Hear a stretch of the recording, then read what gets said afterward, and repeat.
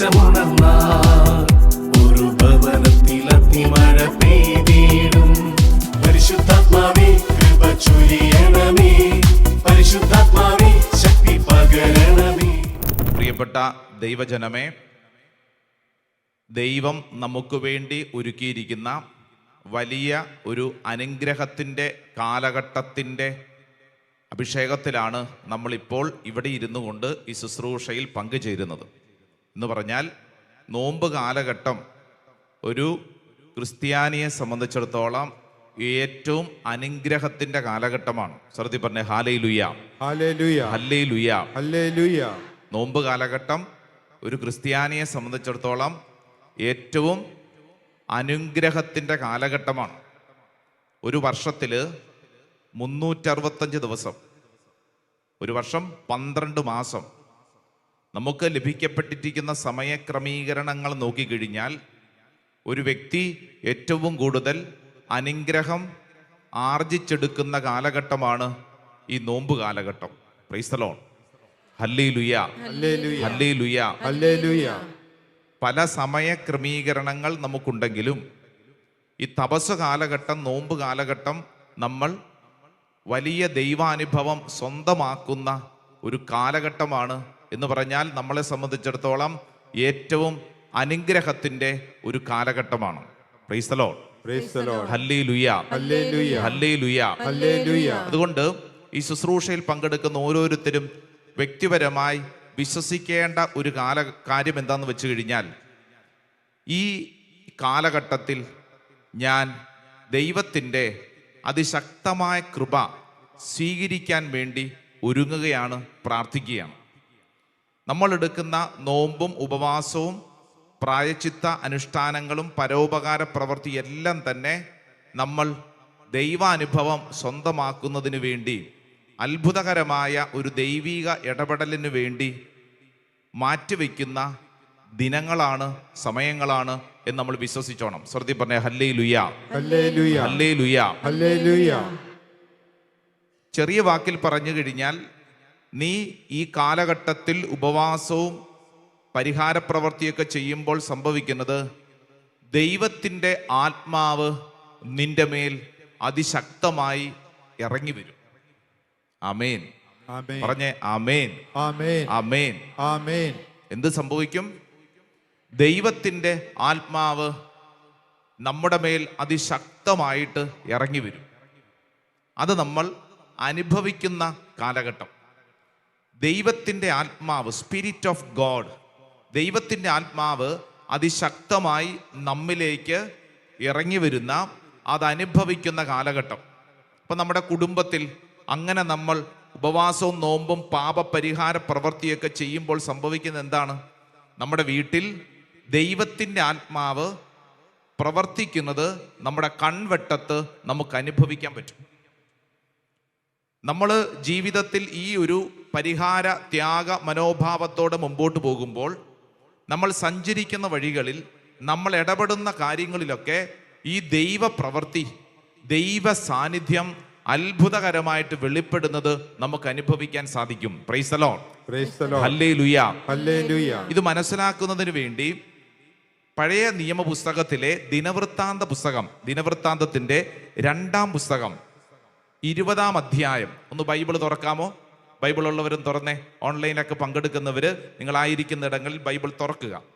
ദിനവൃത്താന്തത്തിന്റെ 2-ാം പുസ്തകം, book of Chronicles, 2nd book, chapter 20, 20-ാം അധ്യായം, അതിൻ്റെ 14-ാം തിരുവചനം ഒന്ന് വായിച്ചേ. 14-ാം തിരുവചനം. അപ്പോൾ കർത്താവിന്റെ ആത്മാവ് സഭാമധ്യേ നിന്നിരുന്ന ആസാഫ് വംശജനും ലേവ്യനുമായ യഹസിയേലിന്റെ മേൽ വന്നു. അവൻ സക്കറിയായുടെയും സക്കറിയ ബെനായുടെയും, ബെനായ ജയിലിന്റെയും, ജേലിയേൽ മത്താനിയുടെയും മകനായിരുന്നു. ഹല്ലേലൂയ, ഹല്ലേലൂയ, ഹല്ലേലൂയ. പ്രിയപ്പെട്ടവരെ, വചനം പറയുകയാണ്, അപ്പോൾ കർത്താവിന്റെ ആത്മാവ് സഭാമധ്യേ നിന്നിരുന്ന ആസാഫ് വംശജനും ലേവ്യനുമായ യഹസിയേലിന്റെ മേൽ വന്നു. കർത്താവിന്റെ ആത്മാവ് ഒരു വ്യക്തിയുടെ മേൽ വന്നതിനെ കുറിച്ചാണ് വചനം പഠിപ്പിക്കുന്നത്. Price the Lord, price the Lord, ഹല്ലേലൂയ, ഹല്ലേലൂയ. അങ്ങോട്ട് ശ്രദ്ധിച്ചേ. അപ്പോൾ കർത്താവിൻ്റെ ആത്മാവ് യഹസ്യേലിൻ്റെ മേൽ വന്നു. അപ്പോൾ ഒരു ചോദ്യമുണ്ട്, എപ്പോഴാണ്? അപ്പോൾ കർത്താവിൻ്റെ ആത്മാവ് യഹസ്യേലിൻ്റെ മേൽ വന്നു എന്ന് വചനം പറയുമ്പോൾ നമ്മുടെ ചോദ്യം എപ്പോഴാണ്? എൻ്റെ പ്രിയപ്പെട്ടവരെ, ഇതിൻ്റെ പശ്ചാത്തലം ഒന്ന് പഠിച്ചു കഴിഞ്ഞാലുണ്ടല്ലോ, ഈ നോമ്പ് കാലഘട്ടം നമുക്ക് അനുഗ്രഹപ്രദമായി സ്വീകരിക്കാൻ പറ്റും. ഇവിടെ ഇരിക്കുന്ന ഓരോരുത്തരും ആദ്യമായിട്ടാണ് നോമ്പെടുക്കുന്നത്? അല്ലല്ലല്ല അല്ലേ? നോമ്പൊക്കെ എത്ര നമ്മൾ കണ്ടതാ, നോമ്പ് പല രീതിയിൽ നമ്മൾ കണ്ടതാ. പിന്നെയാണ് നമ്മുടെ ജീവിതത്തിൽ ഈ നോമ്പ് എത്ര കണ്ടതാ. ഇങ്ങോട്ട് നോക്കിക്കേ, ഈ കാലഘട്ടത്തിൽ നീ എടുക്കുന്ന ഈ പാപപരിഹാര പ്രവൃത്തി, ത്യാഗം, ഉപവാസം, നോമ്പ് നിനക്ക് അനുഗ്രഹപ്രദമാവണമെങ്കിൽ, നിന്റെ ജീവിതത്തിൽ എന്തെങ്കിലും തരത്തിലുള്ള ഒരു ദൈവിക പ്രവൃത്തി അനുഭവിക്കണമെങ്കിൽ, ഈ ദിനവൃത്താന്ത പുസ്തകത്തിന്റെ 2-ാം പുസ്തകം അതിന്റെ 20-ാം അധ്യായം സമയമെടുത്തൊന്ന് ധ്യാനിച്ചാൽ ചില കാര്യങ്ങൾ നിന്റെ കൺവെട്ടത്ത് നിനക്ക് അനുഭവിക്കാൻ പറ്റും. Price the Lord, price the Lord, hallelujah. യഹോഷാഫാത്ത് എന്ന് പറയുന്ന ഒരു രാജാവ്, ആരാണ്? പേര് പറഞ്ഞേ. യഹോഷാഫാത്ത്. പറഞ്ഞേ. യഹോഷാഫാത്ത് എന്ന് പറയുന്ന രാജാവ് 20-ാം അധ്യായം അതിന്റെ 1-ാം തിരുവചനം വായിച്ചേ. കുറെ കാലം കഴിഞ്ഞ് മോവാബ്യരും അമ്മോന്യരും മെയൂന്യരും ചേർന്ന് യഹോഷാഫാത്തിനെതിരെ യുദ്ധത്തിന് വന്നു. യഹോഷാഫാത്ത് എന്ന് പറയുന്ന ഒരു രാജാവാണ്. അപ്പൊ ഇവിടെ ഇരിക്കുന്ന ഓരോരുത്തരും ചിന്തിക്കണം, നമ്മളൊക്കെ ആരാണ്? യഹോഷാഫാത്താണെന്ന് വിചാരിക്കുക. ആരാണ്? നീ രാജാവാണ്. ഇരിപ്പ് കണ്ടാൽ ലുക്കില്ലെങ്കിലും ഇരിപ്പ് കണ്ടു കഴിഞ്ഞാൽ രാജാവോ? ഞാനോ? കിരീടം, ചെങ്കോൽ ഒന്നും ഇല്ലല്ലോ, കസേര പോലും ഇല്ല. വിഷമിക്കണ്ട അല്ലേ, വിഷമിക്കണ്ട. നീ ഒരു രാജാവാണ്. നീ വിശ്വസിക്കണം, നീ ഒരു രാജാവാണ്. നീ ഇപ്പൊ ഇവിടെ ഇരിക്കുന്ന ആള് കുടുംബനാഥനാണ്. അത് അദ്ദേഹം വീട്ടിലെ രാജാവാണല്ലോ. കുടുംബനാഥ. വീട്ടിലെ ആരാ? അടിമയോ? രാജ്ഞി രാജ്ഞി രാജ്ഞി അല്ലേ? അപ്പൊ ഇവിടെ ഇരിക്കുന്ന ഓരോരുത്തരും നമ്മൾ രാജാവാണ്, നമ്മൾ രാജാവാണ്. യഹോഷാഫാത്ത് എന്ന് പറയുന്ന രാജാവാണ് ഇപ്പൊ നമ്മൾ ഓരോരുത്തരും. കേട്ടോ, ഇത് ശുശ്രൂഷയിൽ പങ്കെടുക്കുന്ന ഓരോരുത്തരും ചിന്തിക്കണം. എന്തിനാന്ന് വെച്ച് കഴിഞ്ഞാൽ ചില കാര്യങ്ങൾ നമുക്ക് മനസ്സിലാവുന്നതിന് വേണ്ടിയിട്ടാണ്. അപ്പൊ യഹോഷാഫാത്ത് എന്ന് പറയുന്ന രാജാവ് ഇങ്ങനെ സുഖകരമായിട്ട് ജീവിതം മുന്നോട്ട് പോയിക്കൊണ്ടിരിക്കുമ്പോൾ വചനം പറയുന്നു, മോവാബ്യരും അമ്മോന്യരും മെയൂന്യരും ചേർന്ന് യഹോഷാഫാത്തിനെതിരെ യുദ്ധത്തിന് വന്നു. പിടി കിട്ടിയോ? അതായത് യഹോഷാഫാത്ത് ആരാണ്? നമ്മളാണ്. നമുക്കെതിരെ ഇപ്പൊ ആരൊക്കെ വന്നിരിക്കുന്നു? ആ പേരുകളൊന്ന് വായിച്ചേ. മോവാബ്യര് വന്നു. ഒരു വശത്തുനിന്ന് മോവാബ്യര് വന്നു. പിന്നെ ഇപ്പുറത്തുനിന്ന് ആര് വന്നു? അമ്മോന്യര് വന്നു. ഇപ്പുറത്തുനിന്ന് ആര് വന്നു? മെയൂന്യര് വന്നു. കേട്ടോ, പേര് പഠിക്കാൻ ശ്രമിച്ചിട്ട് വിജയിച്ചില്ലെങ്കിൽ സാരയില്ല. എന്ന് ഒരു കാര്യം ഓർക്കുക, നീ എന്ന് പറയുന്ന രാജാവ്, രാജ്ഞി, നീ എന്ന് പറയുന്ന വ്യക്തിക്കെതിരെ 3-4 വശത്ത് നിന്ന് ശത്രുക്കൾ വന്നിരിക്കുകയാണ്.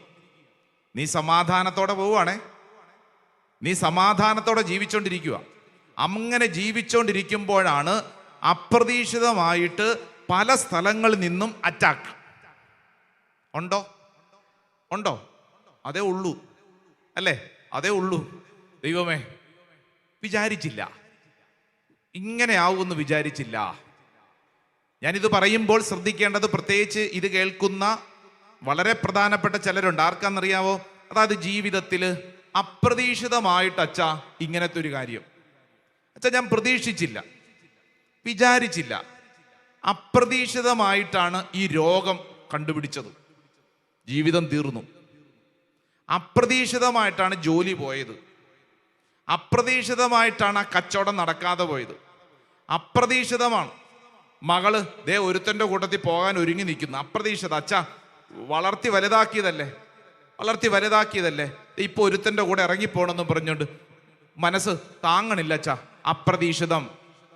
യഹോഷാഫാത്ത് എന്ന് പറയുന്ന രാജാവ് നിന്റെ ഒരു പ്രതീകമാണ്. നിന്റെ ജീവിതത്തിൽ അപ്രതീക്ഷിതമായിട്ട്, ഈ പ്രതീക്ഷിച്ച കുഴപ്പമില്ല, ഈ പ്രതീക്ഷിച്ച് നമ്മൾ കുറെ നാളായിട്ട് ഇതിങ്ങനെയാകും, കുഴപ്പമില്ല. പക്ഷേ ഈ അപ്രതീക്ഷിതമായിട്ടൊരു കാര്യം ഉണ്ടാകുമ്പോൾ ഉണ്ടല്ലോ, അത് താങ്ങാൻ പറ്റിയല്ല. നമുക്കതിനുള്ള കരുത്ത് പലപ്പോഴും ഇല്ല. ഇവിടെ വചനം പറയുന്നു, യഹോഷാഫാത്ത് എന്ന് പറയുന്ന രാജാവ് സമാധാനത്തോടെ ഇങ്ങനെ ജീവിച്ചുകൊണ്ടിരിക്കുമ്പോ 4 വശത്തു നിന്നും അറ്റാക്ക്, 4 വശത്തു നിന്നും പീഡകൾ, നാല് വശത്തുനിന്നും പലതരത്തിലുള്ള യുദ്ധതന്ത്രങ്ങളുമായിട്ട് പലരും ഇങ്ങനെ വന്ന് നിൽക്കുമ്പോൾ യഹോഷാഫാത്ത് എന്തു ചെയ്തു? ഇവിടെയാണ് നമ്മൾ യഹോഷാഫാത്തിനെ തിരിച്ചറിയേണ്ടത്. ഇവിടെ ഇരിക്കുന്ന ഓരോരുത്തരും ധ്യാനിക്കേണ്ടതും അതാണ്. 2-ാം തിരുവചനം വായിച്ച്, 2-ാം തിരുവചനം, ദിനവൃത്താന്തത്തിന്റെ 2-ാം പുസ്തകം 20-ാം അധ്യായം 2-ാം തിരുവചനം. ചിലർ വന്ന് യഹോഷാഫാത്തിനോട് പറഞ്ഞു, കടലിനക്കരെ ഏദോമിൽ നിന്ന് ഒരു വലിയ സൈന്യം നിനക്കെതിരെ വരുന്നു. ഇതാ അവർ ഹാസേൻ താമാറിൽ, അതായത് എൻഗോദിയയിൽ എത്തിക്കഴിഞ്ഞു. കണ്ടോ, ശ്രദ്ധിച്ചേ, നമ്മൾ യഹോഷാഫാത്താണ്, നമ്മൾ ഇങ്ങനെ ജീവിക്കൊണ്ടിരിക്കുകയാണ് സമാധാനത്തോടെ. അപ്പൊ 4 വശത്ത് ശത്രുക്കൾ വരുന്നു. അപ്പൊ ആകപ്പാടെ കൂടെയുള്ള ചിലർ വന്നിട്ട് നമ്മളെ പേടിപ്പിക്കും. നമുക്ക് സമാധാനം തരേണ്ട ചിലർ വന്ന് പേടിപ്പിക്കും. എടാ, നിന്റെ മകളെ ഉണ്ടല്ലോ, കഴിഞ്ഞ ദിവസം ഇന്ന ഷോപ്പിംഗ് മോളിൽ വെച്ച് കണ്ടു, അവളുടെ നടപ്പ് ശരിയല്ല, അവളുടെ കൂട്ടത്തിൽ ഒരുത്തനും കൂടെ ഉണ്ടായിരുന്നു. ഞാനിത് പറയുന്നത് കെട്ടുകഥയല്ല. ഇന്നലെ ഒരപ്പൻ വൈകുന്നേരം ആയപ്പോഴത്തേക്ക് സങ്കടത്തോടെ ഫോൺ വിളിച്ചിട്ട് പറയുക, അച്ഛാ, എൻ്റെ മകളെ ഇന്നലെ എന്നെ പറ്റിച്ചിട്ട് പോയച്ചാ, എന്നെ പറ്റിച്ചിട്ട് പോയി. വാലന്റൈൻസ് ഡേ ആയിരുന്നു. ഇന്നലെ അവൾ എന്നെ പറ്റിച്ചിട്ട് ഷോപ്പിംഗ് മാളിൽ ഒരുത്തൻ്റെ കൂടെ കറങ്ങുന്നത് ഒരുത്തൻ കണ്ടു. എന്നിട്ട് അവൻ വിളിച്ചു പറഞ്ഞിരിക്കുക, അച്ഛാ, അവള് വേറെ കാര്യത്തിനാന്നും പറഞ്ഞ് വീട്ടിൽ നിന്ന് പോയത്. എനിക്ക് വല്ല ഭയമാണ് അച്ഛാ, പേടിയാ. എന്താവും അച്ഛാ? അവളുടെ സ്വഭാവത്തിലൊക്കെ മൊത്തത്തിലൊരു വ്യത്യാസം. അച്ഛാ, എനിക്ക് പേടിയാ അച്ഛാ, പേടി. ഒരപ്പനെ ഒറ്റ മോളേ ഉള്ളൂ. ഈ മോളെന്ന് പറഞ്ഞ് ഈ അപ്പന് ഭയങ്കര ജീവനാ. അത്രമേൽ സ്നേഹിക്കുന്ന അപ്പൻ്റെ സങ്കടത്തിൻ്റെ ഒരു ഭയമേഖലയാണ് ഞാൻ ഈ പറഞ്ഞത്. അതായത് നമുക്കിങ്ങനെ ഭാരപ്പെട്ടുകൊണ്ടിരിക്കുമ്പോൾ ചിലർ വന്ന് നമ്മളെ ഉന്തി താഴെയിടും. യഹോഷാഫാത്ത് ഇങ്ങനെ വിഷമിച്ചിരിക്കുക.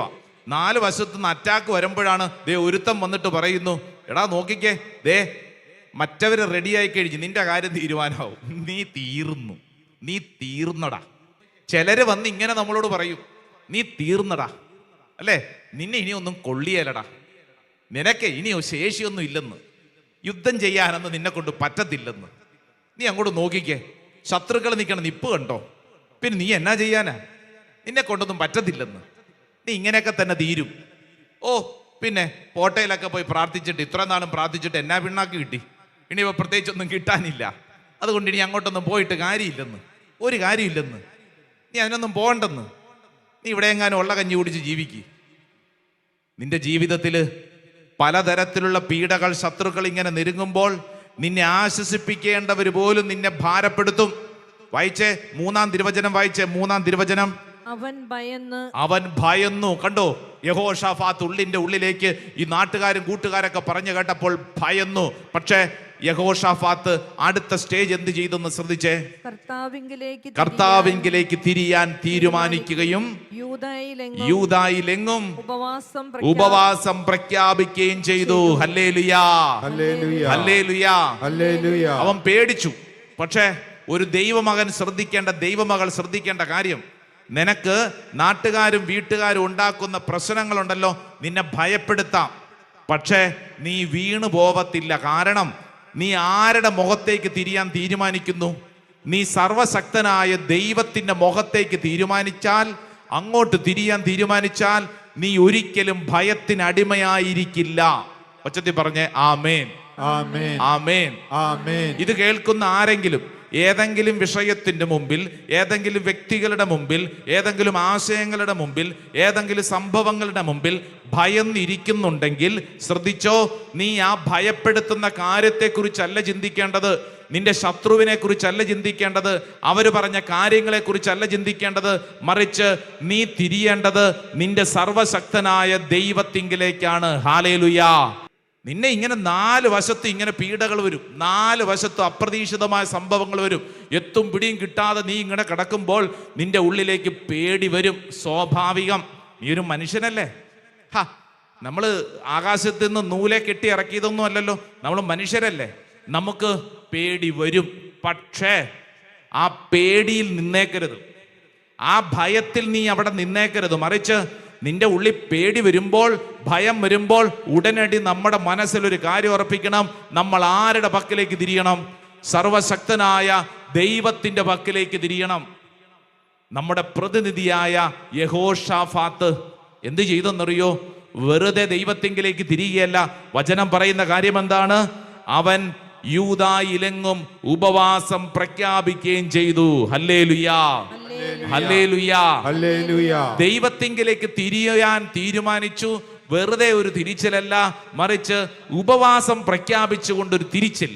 Price the Lord. Praise the Lord. ഹല്ലേലൂയ, ഹല്ലേലൂയ. ഹല്ലേലൂയ, ഹല്ലേലൂയ. ഉപവാസം പ്രഖ്യാപിച്ചുകൊണ്ട് തിരിയുക.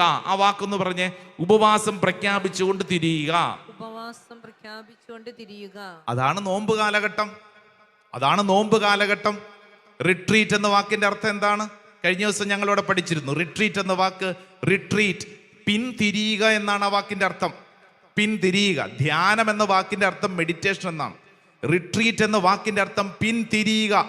ധ്യാന കേന്ദ്രങ്ങൾ എന്ന് പറഞ്ഞാൽ പിന്തിരിഞ്ഞ് നോക്കുന്ന സ്ഥലം എന്നാണ് അർത്ഥം. പിന്തിരിഞ്ഞ് നോക്കുന്ന സ്ഥലം. ഹല്ലേലൂയ, ഹല്ലേലൂയ. ഹല്ലേലൂയ, ഹല്ലേലൂയ. യഹോഷാഫാത്ത് ദൈവത്തിങ്കിലേക്ക് തിരിഞ്ഞു. ദൈവത്തിങ്കിലേക്ക് തിരിഞ്ഞു എന്ന് മാത്രമല്ല, ഉപവാസമെടുക്കാൻ തീരുമാനമെടുത്തു. നോമ്പിലേക്ക് പ്രവേശിച്ചു. നിന്റെ കുടുംബത്തിന് ചുറ്റും ആക്രമണം ഉണ്ടാകുമ്പോൾ നീ എന്ത് ചെയ്യണം? യഹോഷാഫാത്തെ എന്ത് ചെയ്യണം? പറ യഹോഷാഫാത്തെ, എന്താ ചെയ്യേണ്ടത്? നമ്മുടെ വീട്ടില് അപ്രതീക്ഷിത സംഭവങ്ങൾ ഉണ്ടാകുമ്പോൾ നമ്മൾ എന്ത് ചെയ്യണം? വിചാരിക്കാത്ത സാമ്പത്തിക ഞെരുക്കം ഉണ്ടാകുമ്പോൾ ചേട്ടാ എന്താ ചെയ്യേണ്ടത്? പറ. ആകാശത്തോട്ട് നോക്കിയിരിക്കണം. ഇനി എവിടുന്ന് ലോൺ എടുക്കാൻ പറ്റും? ബ്ലേഡിന് മേടിക്കണോ? അതോ ഇന്ന ബാങ്കിൽ നിന്ന് ലോൺ എടുക്കണോ? ഇതാണോ ചിന്തിക്കേണ്ടത്? അല്ല, അല്ല. നമ്മുടെ വീട്ടില് മക്കള് അപ്രതീക്ഷിതമായ ചില പൊട്ടത്തരങ്ങളുമായിട്ട് വരും. ഉടനെ തന്നെ അവരുടെ മേൽ ചാടിക്കടിക്കുകയല്ല ചെയ്യേണ്ടത്, മറിച്ച് എന്ത് ചെയ്യണം? ഇനി ആരുടെ മുഖത്തേക്ക് നോക്കണം? ദൈവത്തിന്റെ മുഖത്തേക്ക് നോക്കണം. ഉപവാസമെടുത്ത് പ്രാർത്ഥിക്കാനുള്ള തീരുമാനം എന്ന് പറഞ്ഞു കഴിഞ്ഞാൽ ഒറ്റ വാക്കിൽ ഓർത്തുകൊള്ളൂ, നിന്റെ ജീവിതത്തിൽ പ്രതിസന്ധികൾ വരുമ്പോഴത്തേക്ക് നീ നേരെ തമ്പുരാൻ കർത്താവിന്റെ മുമ്പിൽ ത്യാഗമെടുത്ത്, ഉപവാസം എടുക്കെന്ന് പറഞ്ഞാൽ ത്യാഗമെടുത്ത് തമ്പുരാൻ കർത്താവിന് വട്ടം കെട്ടിപ്പിടിച്ചോണം. Praise the Lord. ഹല്ലേലൂയ, ഹല്ലേലൂയ, ഹല്ലേലൂയ. ഇത് കേൾക്കുന്ന കുടുംബനാഥൻ എന്ത് ചെയ്യണമെന്നറിയോ? കുടുംബം മുഴുവൻ യഹോഷാഫാത്ത് എന്ന് പറയുന്ന രാജാവ് മാത്രമല്ല, യൂദായിലെങ്ങും എന്ന് പറഞ്ഞാൽ ഇതൊരു മാതൃകയാണ്. ഒരു കുടുംബം മുഴുവൻ ദൈവത്തിങ്കിലേക്ക് തിരിയാനുള്ള തീരുമാനം. ഒരു കുടുംബനാഥ ചെയ്യേണ്ടത്, കുടുംബനാഥ മാത്രമല്ല, കുടുംബം മുഴുവൻ ദൈവത്തിങ്കിലേക്ക് തിരിയാനുള്ള തീരുമാനം. ഇത് ഓരോ വ്യക്തിയും ഏറ്റെടുക്കേണ്ട ഒരു കാര്യമാണ്. ഹല്ലേലൂയ, ഹല്ലേലൂയ. ഹല്ലേലൂയ, ഹല്ലേലൂയ. ഹല്ലേലൂയ. ഹല്ലേലൂയ. കഴിഞ്ഞ മാസത്തെ ധ്യാനത്തിന് ഒരു കുടുംബം വന്ന് സാക്ഷ്യം പറഞ്ഞു പോയപ്പോൾ ഇങ്ങനെ പറഞ്ഞത്, അച്ഛാ ഞങ്ങളുടെ കുടുംബത്തിൽ ചില അപ്രതീക്ഷിത സംഭവങ്ങൾ ഉണ്ടായി. ഞങ്ങൾ ഇന്ന് വരെ കുടുംബം ഒരുമിച്ച് ധ്യാനം ഒന്നും കൂടിയിട്ടില്ല. എന്നാൽ ഈ അപ്രതീക്ഷിത സംഭവം ഉണ്ടായപ്പോൾ ഇനി എന്തു ചെയ്യണമെന്നറിയാതെ വിഷമിച്ചിരിക്കുമ്പോൾ ഞങ്ങളുടെ മകളാണ് പറഞ്ഞത്, അച്ഛാ അപ്പാ നമുക്കൊരു ധ്യാനത്തിന് പോയാലോ? പിന്നെ ഞങ്ങൾ ഒന്നും ആലോചിച്ചില്ല. ഞാനും ഭർത്താവായിട്ട് പറയണം, ഞാനും ഭാര്യയും എൻ്റെ 3 മക്കളും, ഈ ഇളയവളാ പറഞ്ഞത് ധ്യാനം കൂടാം പപ്പ. അങ്ങനെ ഞങ്ങൾ ഒരുമിച്ച് ഇവിടെ ധ്യാനം കൂടി. Hallelujah, hallelujah. ജീവിതത്തിൽ ആദ്യമായിട്ട് കുടുംബം ഒരുമിച്ച് ഒരു ധ്യാനം കൂടി. അപ്പം പറയുക, അച്ഛാ ഇത്രയും നാളും എൻ്റെ കുടുംബത്തെ ഞാൻ വളർത്തി വലുതാക്കി, പക്ഷേ എനിക്ക് ഇതിൻ്റെ പ്രാധാന്യം അറിഞ്ഞുകൂടായിരുന്നു. കുടുംബം ഒരുമിച്ചൊരു ധ്യാനം കൂടിയപ്പോൾ ഞങ്ങളുടെ കുടുംബത്തിന് കിട്ടിയ സന്തോഷം പറഞ്ഞറിയിക്കാൻ വയ്യ. അച്ഛൻ ഞങ്ങൾ പ്രാർത്ഥനയൊക്കെ ഉള്ളവരാണ്, ഞങ്ങൾ ധ്യാനങ്ങളൊക്കെ ഇടയ്ക്കിടയ്ക്ക് കൂടും, പക്ഷെ ഞങ്ങൾ ഒരുമിച്ച് ഇന്ന് വരെ ഒരു ധ്യാനം കൂടിയിട്ടില്ല. ഇങ്ങോട്ട് നോക്കിയേ യഹോഷാഫാത്തെ, കുടുംബം ഒരുമിച്ച് ധ്യാനത്തിൽ പങ്കെടുത്തിട്ടുണ്ടോ? പറ്റിയിട്ടില്ല. വിഷമിക്കേണ്ട, അതിനു വേണ്ടി ആഗ്രഹിക്കണം. കുടുംബം ഒരുമിച്ച് ഒറ്റയ്ക്ക് പോയി പ്രാർത്ഥിച്ച് അഭിഷേകം പ്രാപിക്കുന്നു, വളരെ പ്രധാനപ്പെട്ടത്. പക്ഷേ കുടുംബം ഒരുമിച്ച് അതെന്താ ഗുണമെന്നറിയോ? ആ കുടുംബത്തിന് ചുറ്റും ദൈവത്തിൻ്റെ ആത്മാവ് അത്ഭുതകരമായിട്ടുള്ളൊരു കൃപയൊഴിക്കും. ആ കുടുംബത്തിൽ ഒരുത്തനെ പ്രത്യേകം ദൈവം തെരഞ്ഞെടുക്കും. ആമേൻ, ആമേൻ, ആമേൻ, ആമേൻ. സംഭവിക്കുന്നു. യഹോഷാഫാത്ത് എന്ന് പറയുന്ന ഒരു രാജാവും ആ രാജാവിൻ്റെ ദേശം മുഴുവനും ഒരു വലിയ പ്രതിസന്ധി വന്നപ്പോൾ, അപ്രതീക്ഷിതമായ ഒരു സംഭവം വന്നപ്പോൾ എന്തു ചെയ്യണമെന്നറിയാതെ വിഷമിച്ച് അവരിങ്ങനെ പ്രശ്നത്തിലോട്ട് നോക്കിക്കൊണ്ടിരുന്നില്ല, ഭയപ്പെടുത്തുന്ന കാര്യത്തിലേക്ക് നോക്കിക്കൊണ്ടിരുന്നില്ല. മറിച്ച് അവരൊരു തീരുമാനമെടുത്തു, ഞങ്ങൾ സർവശക്തനായ ദൈവത്തിങ്കിലേക്ക് തിരിയുന്നു. ആ ദേശം മുഴുവൻ, ആ കുടുംബം മുഴുവൻ ദൈവത്തിങ്കിലേക്ക് തിരിഞ്ഞു. പ്രൈസ് ദി ലോർഡ്, ഹല്ലേലൂയ, ഹല്ലേലൂയ. അങ്ങനെ തിരിഞ്ഞപ്പോഴാണ് നമ്മൾ ആദ്യം പഠിച്ച വചനം ശ്രദ്ധിക്കേണ്ടത്. 20-ാം അധ്യായം അതിന്റെ 13-ാം തിരുവചനം വായിച്ചേ. 13-ാം തിരുവചനം. യൂദായിലെ പുരുഷന്മാരെല്ലാവരും കുട്ടികളോടും ഭാര്യമാരോടും കുഞ്ഞുങ്ങളോടും കൂടെ കർത്താവിന്റെ മുമ്പിൽ നിൽക്കുകയായിരുന്നു. നമ്മൾ പറഞ്ഞ വചനം, അവരിങ്ങനെ കർത്താവിന്റെ മുമ്പിൽ നിൽക്കുകയായിരുന്നു. കണ്ടോ? അങ്ങനെ ആ ദേശം മുഴുവൻ ഇങ്ങനെ പ്രാർത്ഥിച്ചുകൊണ്ട് നിൽക്കുമ്പോൾ എന്ത് സംഭവിച്ചു? അപ്പോൾ കർത്താവിന്റെ ആത്മാവ് സഭാമധ്യേ നിന്നിരുന്ന ആസാഫ് വംശജനും ലേവ്യനുമായ യഹസിയേലിന്റെ മേൽ വന്നു. സ്വരമുയർത്തി പറ ഹല്ലേലൂയാ, ഹല്ലേലൂയാ, ഹല്ലേലൂയാ, ഹല്ലേലൂയാ. അതായത് ഇത് നമ്മൾ വിശ്വസിച്ചോണം. ഉപവാസമെടുത്ത് പ്രാർത്ഥിക്കുന്നൊക്കെ പറഞ്ഞാൽ ഒരു കുടുംബം മുഴുവൻ, ഒരു ദേശം മുഴുവൻ ദൈവത്തിങ്കിലേക്ക് തിരിയാൻ തീരുമാനിക്കുമ്പോൾ ആ കുടുംബത്തിൽ ഒരു വ്യക്തിയുടെ മേൽ, ആ ദേശത്തൊരു വ്യക്തിയുടെ മേൽ കർത്താവിൻ്റെ ആത്മാവ് അത്ഭുതകരമായിട്ട് പ്രവർത്തിക്കാൻ തുടങ്ങും. ഈ പ്രവർത്തിക്കാൻ തുടങ്ങുന്നതിൻ്റെ പശ്ചാത്തലം എന്താണ്? പശ്ചാത്തലമാണ് ഉപവാസമെടുത്ത് ത്യാഗമെടുത്ത് പ്രാർത്ഥിച്ചത് എന്ന് പറഞ്ഞാൽ, ഉപവാസവും പ്രാർത്ഥനയും വഴി ദൈവകൃപ സ്വീകരിക്കുന്നതിന് വേണ്ടി അന്തരീക്ഷം ഒരുങ്ങും. Price the Lord. അതിനു വേണ്ട സാഹചര്യങ്ങൾ ഒരുക്കപ്പെടും. ദൈവകൃപ നിറയുന്നതിന് വേണ്ടിയുള്ള സാഹചര്യങ്ങൾ ഒരുക്കപ്പെടും. വലതുകര ഉയർത്തി പറഞ്ഞ ഹല്ലേലൂയാ, ഹല്ലേലൂയാ, ഹല്ലേലൂയാ, ഹല്ലേലൂയാ.